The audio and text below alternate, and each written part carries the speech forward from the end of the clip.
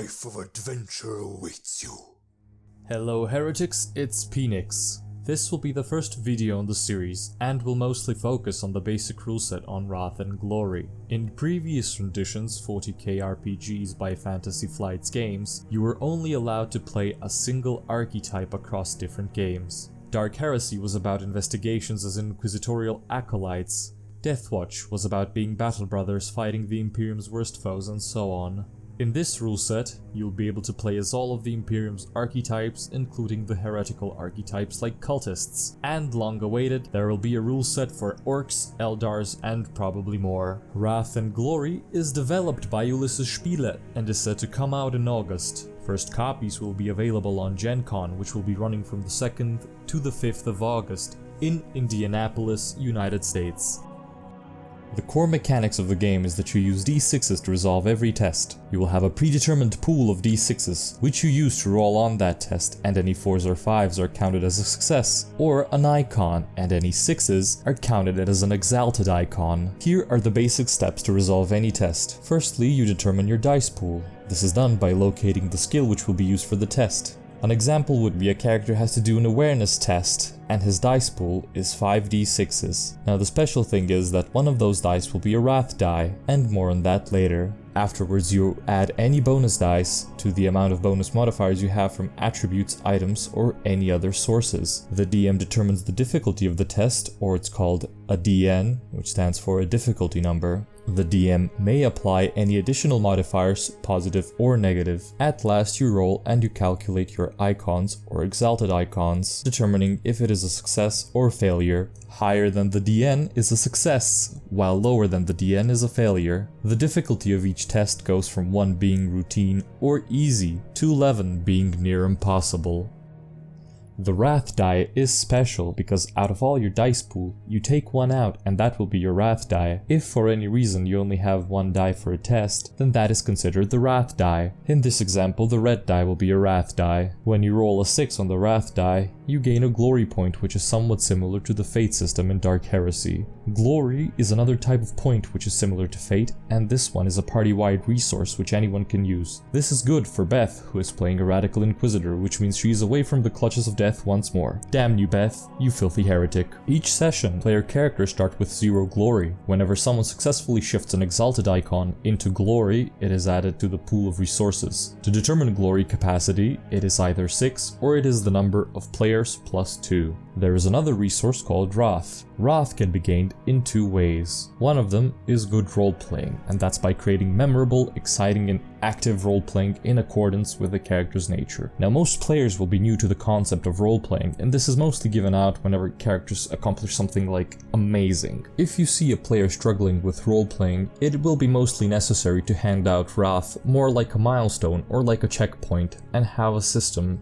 which accommodates to such players. The next way to gain Wrath is by accomplishing objectives. Each character has a set amount of objectives which can be pre-generated or discussed by player to GM. This of course adds an interesting incentive to role-playing. Wrath can be used to reroll failures and is limited to 1 use per Wrath point. Restore shock, which means restore 1d3 plus 3 shock. This cannot be spent if the character is unconscious. Or perform a narrative declaration, which means a player can decide and change a minor narrative element. Now in here I would say that this is a bit more difficult to decide on because it's supposed to be minor, not something major. Ultimately the DM decides, but use with caution. If you get a 1 on the Wrath die though, that will make things interesting as that makes for a complication. Complications will be the change in narrative that make things interesting. You sort out how a complication will play out between a GM and a player. If by any chance you are unable to solve the complication, the DM gets a ruin point. But more on that later. Each player character has the ability to generate certain objectives, which can be almost anything, to role-playing specifically in a certain situation, to merely uttering a sentence, or even doing certain actions can improve the player's chances of living through the session slightly higher.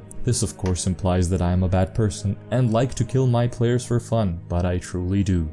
Whenever you take any type of test and roll 6s even on the Wrath die, you may use those 6s to get additional outcome for your test. For skill checks you may use it to obtain more information, whilst on damage rolls you can shift it for extra damage. You can even use it to improve the quality of the roll you're trying to do. Or you can use it to improve the speed, meaning less time required to complete a test. If it takes 1 hour, it may take 30 minutes instead, and we all know time is of the essence. You can also shift it into Glory, and more on that now. As I previously mentioned, Glory is a party-wide resource that anyone can use, and it's limited to 6 or the amount of players plus 2. The common uses for Glory are increasing the dice pool, and each point of Glory spent increases your dice pool by 1. These though must be used after the initial roll is made, and you cannot reroll these using Wrath. Increase your damage, and the damage can be increased by 1 for each 1 point of Glory spent, or to seize the initiative, which is used to go first. This is to counter the DM using ruin points to instead go first. More on Ruin in about. Ruin is the player's tears taking shape into a mechanic so vile that the Chaos Gods themselves designed this. Ruin is used by the DM only to make life more interesting for the player characters, thus making combat deadlier. Ruin is used mechanically and never narratively. Some adversaries may even have a personalized pool of Ruin which is separate from the base pool. The objective is to stop the DM from gaining as much Ruin as possible by throwing away his sheets on the spot, turning off the lights and changing that number to 0 so he can't make life difficult. Gaining Ruin can be done in the following ways. Corruption tests. Each failed test results in 1 Ruin. Fear test. Each failed fear test results in 1 Ruin. And by Wrath. Whenever the DM gets a 6 on his Wrath die, he gets 1 Ruin. I'd suggest for players to rig his die to only roll 1s or generally very low to mitigate this from happening. Here are the multiple ways you can spend Ruin. Firstly, you can activate Ruin abilities. NPCs possess abilities which make combat much more harder for the player characters. The next way is you can interrupt the player characters. Normally in combat, player characters have the initiative first, but if the DM decides he wants to be quick and ruse the players, this is to make sure he goes first so he can one-shot the whole party. This can be done only once. You can also use Ruin to reroll failures, and these rerolls can only be used on adversaries or any type of elites, but not on basic troops. You can restore shock, which does the same as Wrath and restore 1d3 plus 3 shock, but it counts as an action. You can soak wounds, and this also applies to adversaries or elites, and they may decide to soak up damage or more likely ignore it. Following next is the basics of combat. The first thing in combat is initiative. Wrath and Glory has a different way of determining initiative, and this allows for a little bit more balanced encounters. The first to take initiative is a player, and it can only be the DM if he seizes the initiative with Ruin points. With that said, he can also interrupt another player from going after he has acted on his turn. Turns go from a player character to a monster, back and forth until everyone has acted in a round. Then it resets and it is never the same. In certain circumstances, there may be a trap lying in wait for the player characters, and if they are unaware, the first to go would be the monsters, and afterwards the player characters would go. That said, the player characters can also plan ambushes themselves. This can be countered by spending resources either by the player character side or the game master side. And now on to mobs. One of the better things in Wrath and Glory is handling multiple monsters. Mobs are a set of NPCs that count as 1 on their initiative order. Mobs also strictly consist of troops. They pool their total wounds and remain a mob as long as there are 2 or any other amount of troops. Mobs cannot be apart more than 5 meters away, and they take damage differently.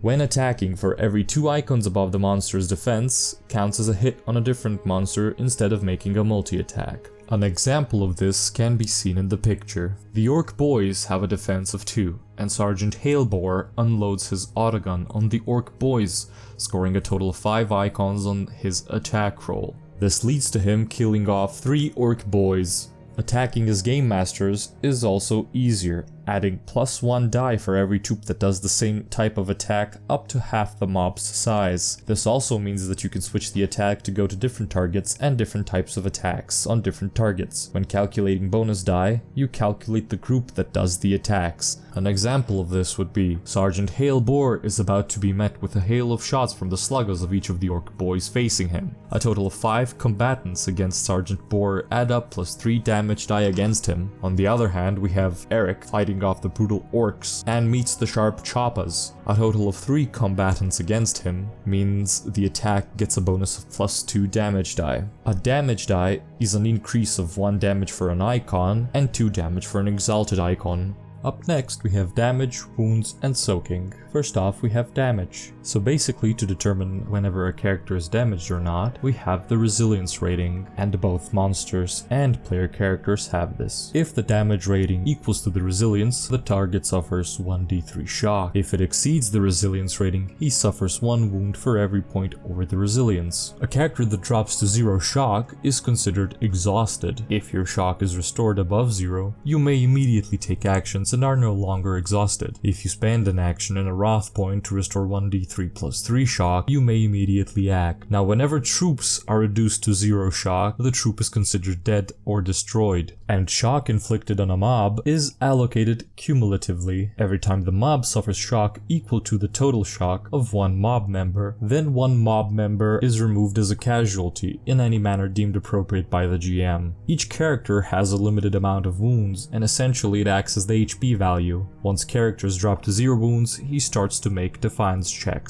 If a character suffers more than half his wounds value from a single attack, he is slain on the spot. When an NPC drops to 0 wounds, they are killed outright, and this applies to monsters. Whenever a character has 0 wounds at the start of their turn, they may do a test called a defiance check. On a result of 4 or higher, the character is stable. On a 6, the target is conscious with 1 wound. On 3 or lower, the character suffers 1 failure, while 1s count as 2 failures. Wrath can be used to gain +1 to the result. Once 3 failures are accumulated, the character is considered to be dead. Heroes and some NPCs that suffer wounds from an attack may make a soak roll, reducing the damage suffered by 1 wound per icon and 2 wounds per exalted icon. Wrath may be used to reroll failures. Soaking is not a test and does not use wrath die, nor does it have a DN, which stands for difficulty number. Soaking inflicts 1 shock plus 1 shock per additional wound, and monsters may not soak unless the DM spends a rune point. Mortal wounds may not be soaked.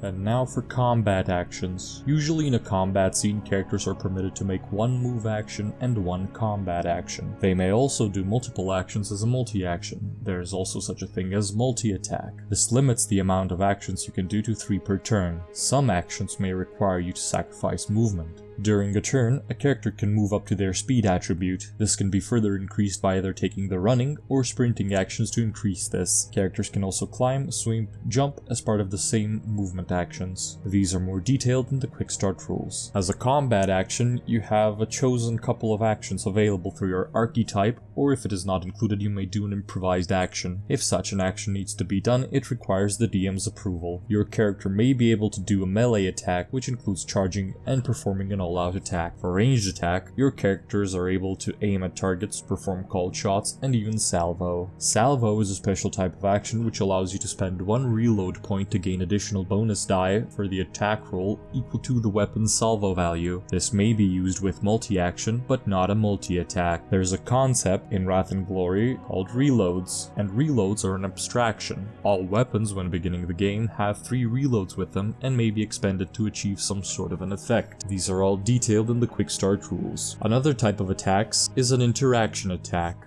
And interaction attacks are a special type of an action which can be used to trick or hinder a target and leave them vulnerable. Interaction attacks use the following skills: athletics, deception, intimidate, persuasion, or tech. And these can be used to hinder your targets, adding +1 to the difficulty on all tests, or they can make the target vulnerable, which means -1 defense, and this can be reduced to a minimum of 1. If a player shifts 3 or more exalted icons on the interaction attack, that means that something else will happen to the target in addition to other effects. This is discussed between the players and GM to achieve spectacular effects.